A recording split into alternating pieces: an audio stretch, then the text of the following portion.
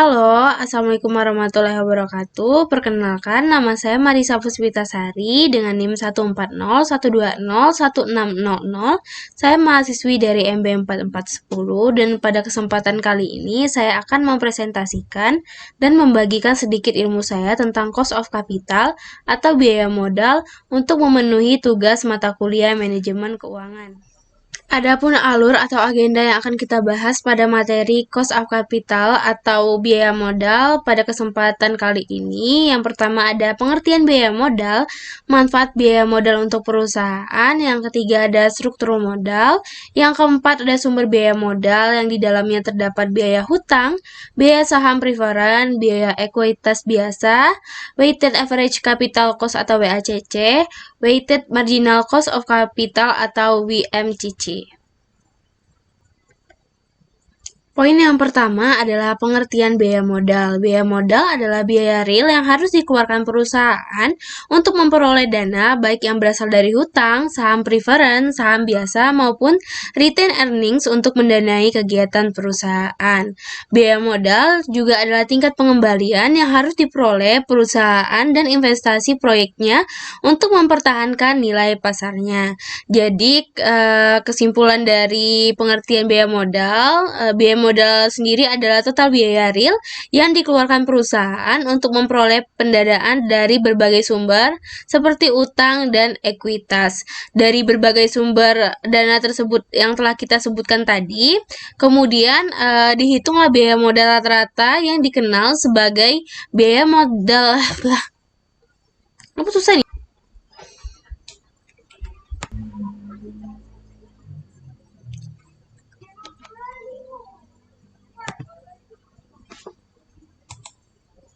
Pengertian biaya modal. Pengertian biaya modal adalah biaya real yang harus dikeluarkan perusahaan untuk memperoleh dana baik yang berasal dari hutang, saham preferen, saham biasa, maupun retained earnings untuk mendanai kegiatan perusahaan. Biaya modal juga seringkali disebut sebagai tingkat pengembalian yang harus diperoleh perusahaan dan investasi proyeknya untuk mempertahankan nilai pasar dari perusahaan tersebut. Jadi, kesimpulannya, biaya modal adalah total biaya real yang dikeluarkan perusahaan untuk memperoleh pendanaan dari berbagai sumber seperti utang dan ekuitas. Dari sumber-sumber dana tersebutlah dapat dihitung biaya modal rata-rata yang dikenal sebagai biaya modal rata-rata tertimbang atau WACC yang nantinya akan kita bahas di akhir presentasi. Selanjutnya, manfaat biaya modal bagi perusahaan. Sebuah perusahaan menghitung biaya modal bukan tanpa alasan, melainkan biaya modal ini memberikan banyak manfaat bagi perusahaan tersebut. Di antaranya, biaya modal sebagai magic number yang digunakan untuk membuat keputusan apakah investasi akan dilanjutkan dan akan meningkatkan atau menurunkan harga saham. Yang kedua, merancang struktur modal. Sangat penting bagi bisnis untuk merancang struktur modal yang ideal dari perusahaan mereka. Yang ketiga, penghubung, di mana biaya modal sebagai konsep yang menghubungkan keputusan investasi dan kekayaan pemegang saham. Namun, pada intinya, manfaat biaya modal bagi perusahaan yaitu sebagai diskon rate untuk menghitung nilai perusahaan dan menentukan apakah aktivitas perusahaan layak untuk dijalankan atau tidak. Apabila proyek atau aktivitas perusahaan tersebut memberikan IRR atau tingkat pengembalian yang lebih besar daripada cost of capital, berarti aktivitas tersebut layak untuk dijalankan. Namun, jika pengembalian lebih kecil, aktivitas tersebut berarti mengurangi nilai perusahaan, sehingga aktivitas perusahaan harus dihentikan atau tidak layak untuk dijalankan oleh perusahaan tersebut. Selanjutnya adalah struktur modal. Struktur modal ini mewakili komposisi utang dan ekuitas yang digunakan perusahaan untuk membiayai bisnisnya. Struktur modal bervariasi antara perusahaan karena menyiratkan biaya yang berbeda di antara masing-masing perusahaan. Idealnya, perusahaan harus mencapai struktur modal yang optimal sehingga meminimalkan biaya modal rata-rata tertimbang atau WACC tadi. karena biaya modal yang rendah pada akhirnya dapat memaksimalkan nilai perusahaan. Selanjutnya, untuk menghitung keseluruhan biaya modal, kita harus mengetahui terlebih dahulu apa saja sumber-sumber untuk biaya modal dalam sebuah perusahaan. Yang pertama adalah biaya hutang setelah pajak. Biaya hutang mengacu pada tingkat bunga perusahaan yang mereka bayar untuk hutang apapun seperti hipotek dan obligasi. Kemudian yang kedua adalah biaya saham preferen. Biaya ini mengacu pada biaya real yang harus dibayar apabila perusahaan menggunakan dana dengan menjual saham preferen mereka. Yang ketiga, biaya ekuitas yang mengacu pada pengembalian yang dibutuhkan perusahaan untuk menentukan apakah persyaratan pengembalian modal terpenuhi dalam suatu investasi. Sumber biaya modal yang pertama adalah biaya hutang setelah pajak. Dengan formula, KI atau biaya hutang setelah pajak sama dengan biaya hutang sebelum pajak dikali 1 dikurang pajak untuk perusahaan tersebut. Untuk mencari KD atau biaya hutang sebelum pajak sama dengan I atau kupon dikali nilai nominal ditambah nilai nominal dikurang nilai bersih dibagi N atau tahun dibagi nilai nominal ditambah nilai bersih dibagi 2. Untuk mencari biaya hutang setelah pajak dengan menggunakan Microsoft Excel, beberapa poin yang kita perlukan adalah kupon, jumlah periode, harga obligasi saat ini, nilai nominal obligasi. Untuk rumusnya yaitu rate B2, B1, B3, B4. Maka biaya hutang setelah pajak pada perusahaan tersebut. Untuk contoh soal pada biaya hutang setelah pajak, yaitu Tracy Corporation telah mendiskusikan penerbitan obligasi dengan bankir investasi mereka. Para bankir telah memberitahu perusahaan bahwa kupon obligasi tahunan dalam periode 10 tahun adalah 12% dengan nilai nominal atau M $1.000 akan dijual pada hari ini seharga 950. Juga akan ada biaya flotasi atau pengapungan $30 per obligasi. Jika perusahaan berada dalam kelompok pajak 30%, berapa biaya hutang setelah pajak? Untuk penyelesaian soal tadi, kita akan membuat diketahui, ditanya, dan penyelesaian. Diketahui, I sama dengan nilai nominalnya 1000 dikali kupon obligasi 12%, maka hasilnya adalah 120. M atau nilai nominal yaitu 1000, N atau periode tahunnya adalah 10 tahun, sedangkan T atau pajak perusahaan adalah $30. Maka yang ditanya, berapa biaya hutang setelah pajak atau KD-nya?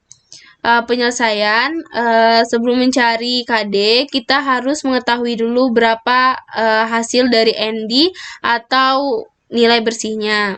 Rumusnya yaitu nilai obligasi pada saat ini yaitu 950 dikurang pajak yaitu 30. Jadi hasilnya 920. Kemudian baru kita bisa mengetahui atau mencari dari biaya hutang sebelum pajak yaitu KD dengan rumus I ditambah M dikurang ND dibagi N dibagi M ditambah ND dibagi 2, yaitu 120 ditambah 1000 dikurang 920 dibagi 10 dibagi 1000 ditambah 920 dibagi 2. Kemudian hasilnya 128 dibagi 960 yaitu 0,13. Setelah kita persenkan hasilnya adalah 13,3% untuk biaya hutang sebelum pajak. Karena pertanyaan di sini adalah biaya hutang setelah pajak, maka kita akan mencari KI-nya. KI memiliki rumus KD dikurang 1 dikurang T. KD tadi udah ketemu yaitu 13,3% dikali 1 dikurang T yaitu 0,3. Maka hasilnya adalah 9,31%. Maka biaya hutang setelah pajak adalah 9,31%. Selanjutnya, sumber biaya modal yang kedua adalah biaya saham preferen. Dengan formula KP sama dengan DP atau dividen yang dibayar dibagi net profit atau NP, atau bisa juga kita cari dengan harga jual saham dikurang biaya flotasi. Untuk contoh soalnya yaitu sebagai berikut. Contoh soal, PT Maju Bersama Maudita baru saja menerbitkan saham preferen.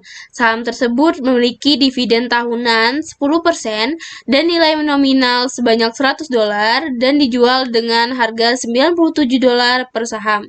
Selain itu, biaya pengapungan atau nilai flotasi sebesar $2 per saham yang harus dibayar oleh perusahaan tadi. Hitunglah biaya saham preferen. Untuk penyelesaian, sama seperti tadi, kita membuat diketahui, ditanya, dan penyelesaian. Diketahui DP atau dividen yang harus dibayar adalah 10%, kemudian net profit dapat kita cari dengan mengurangi harga jual saham dikurang biaya flotasi, sehingga hasilnya adalah 95.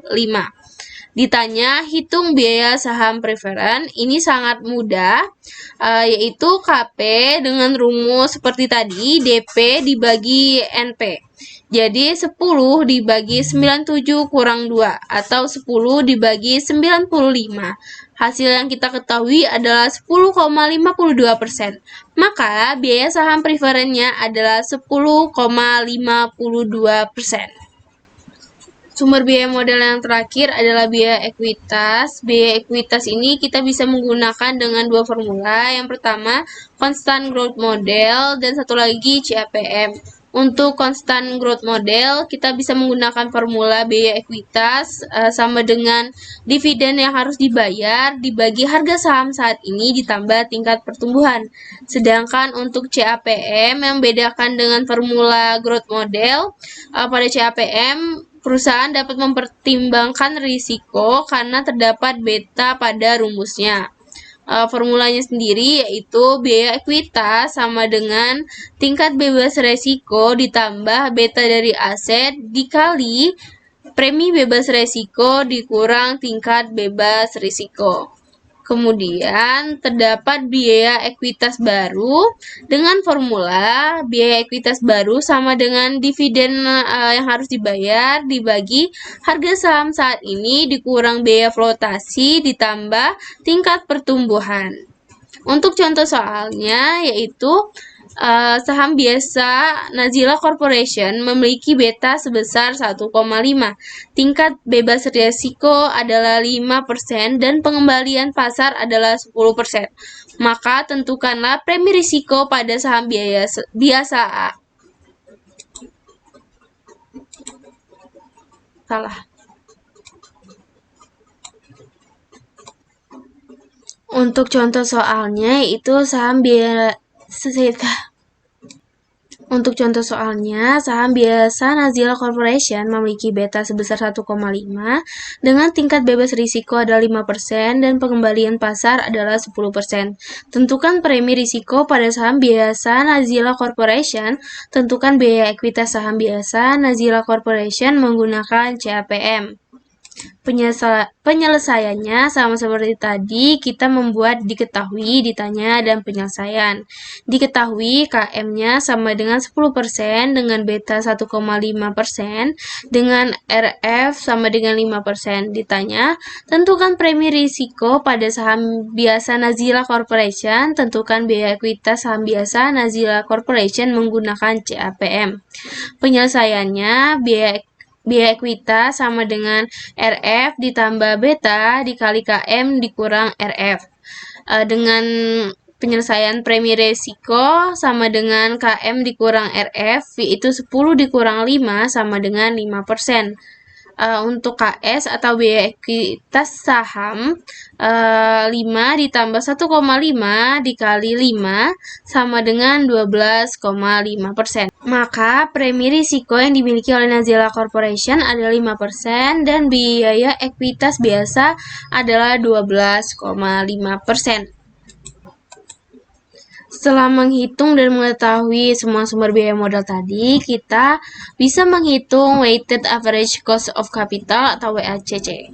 Sebelumnya, saya akan memberitahu apa itu WACC. Jadi WACC atau Weighted Average Cost of Capital adalah salah satu cara untuk menganalisis cost of capital sekaligus melihat struktur modal perusahaan. Ini merupakan jenis rasio keuangan yang menghitung total biaya modal perusahaan dari semua sumber, ekuitas, dan utang secara proporsional.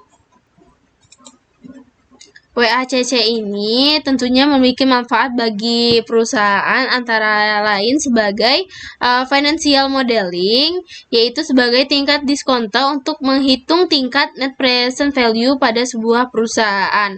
Selain itu, WACC juga digunakan sebagai metrik biaya modal perusahaan yang dapat menjadi tolak ukur bagi investor untuk menentukan berapa target keuntungannya atau rate of return yang harus dicapai untuk menutupi biaya modal yang mereka tanamkan. Kemudian rate of return harus lebih besar dari cost of capital untuk menunjukkan pengembalian yang menguntungkan, atau jika ingin untung, IRR lebih besar daripada WACC. Kemudian, WACC ini juga bermanfaat untuk mengukur kelayakan bisnis bagi investor. WACC atau Weighted Average Cost Capital ini memiliki formula, yaitu WI dikali KI ditambah WP dikali KP ditambah WS dikali KS, atau proporsi dari biaya ekuitas dikali dengan biaya ekuitas ditambah proporsi atau persen dari biaya saham preferen dikali dengan biaya saham preferen ditambah proporsi biaya hutang setelah pajak dikali dengan biaya hutang setelah pajak pada perusahaan tersebut. Untuk menentukan formula WACC, untuk WI, WP, dan WS bisa menggunakan market value atau book value, namun yang paling tepat menggunakan market value untuk sebuah perusahaan. Untuk contoh soal WACC atau Weighted Average Cost Capital, yaitu perusahaan Pita dengan modal 5 juta mempunyai susunan modal sebagai berikut. Obligasi sebesar 1,75 juta atau 35%, saham preferen 250.000 atau 13%, ekuitas biasa 3 juta atau 60%, biaya masing sumber dana adalah obligasi sebanyak 7%, untuk proporsi saham preferennya adalah 13%, proporsi ekuitas biasa adalah 16%. Maka yang ditanyakan adalah hitung berapa WACC atau Weighted Average Cost Capital perusahaan ini. Penyelesaiannya sama seperti yang tadi, kita akan membuat diketahui, ditanya, dan penyelesaian.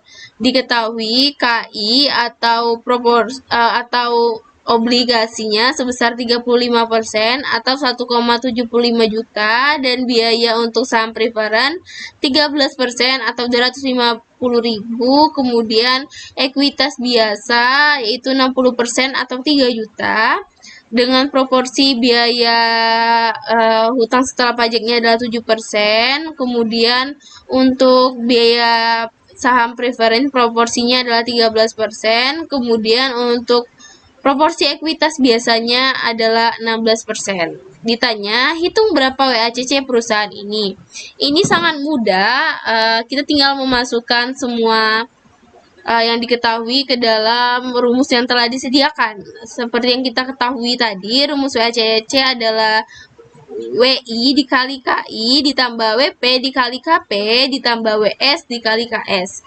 Untuk WI atau proporsi untuk hutang setelah pajaknya itu 35% dikali dengan hutang setelah pajak atau obligasi yang diketahui adalah 7% ditambah 5% atau proporsi tadi dikali dengan KP itu 13% ditambah WS dikali KS yaitu 60% dikali 16%.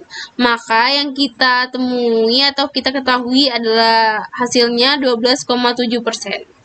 Maka weighted average cost capital ini pada perusahaan ini adalah 12,7%.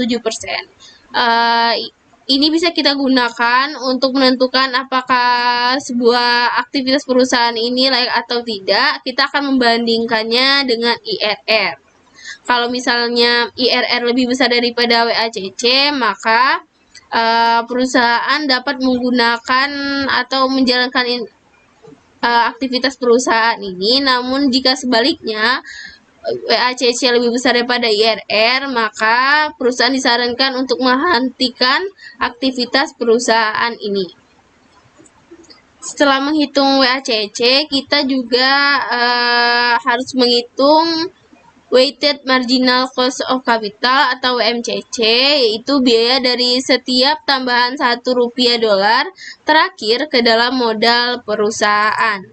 Untuk langkah-langkah analisis WMCC sendiri, yaitu yang pertama, mencari informasi tentang biaya modal dari masing-masing sumber modal pada berbagai tingkat pemenuhan kebutuhan modal. Yang kedua, menentukan breaking point, yaitu suatu titik yang menunjukkan adanya perubahan biaya modal atau dana yang dibutuhkan perusahaan. Breaking point dapat dihitung dengan membagi batas pembelanjaan dengan komposisi modal. Yang ketiga, menentukan range total tambahan modal. Yang keempat, menghitung WACC masing-masing range total tambahan modal. Yang kelima, menggambar grafik WMCC. Untuk rumus breaking point atau titik patah yang kita tahu dari analisis pada langkah kedua, rumusnya yaitu breaking point sama dengan amount of funds available at a given cost dibagi dengan target capital structure weight for source J. Itu saja yang dapat saya share tentang capital of cost atau biaya modal. Semoga apa yang saya bahas dan saya share kepada teman-teman dapat bermanfaat dan digunakan sepositif dan sebaik mungkin oleh teman-teman sekalian. Saya ucapkan terima kasih dan saya mohon maaf apabila ada salah-salah kata atau penjelasan. Dan kepada Allah saya mohon ampun. Wassalamualaikum warahmatullahi wabarakatuh. Terima kasih dan see you di next project.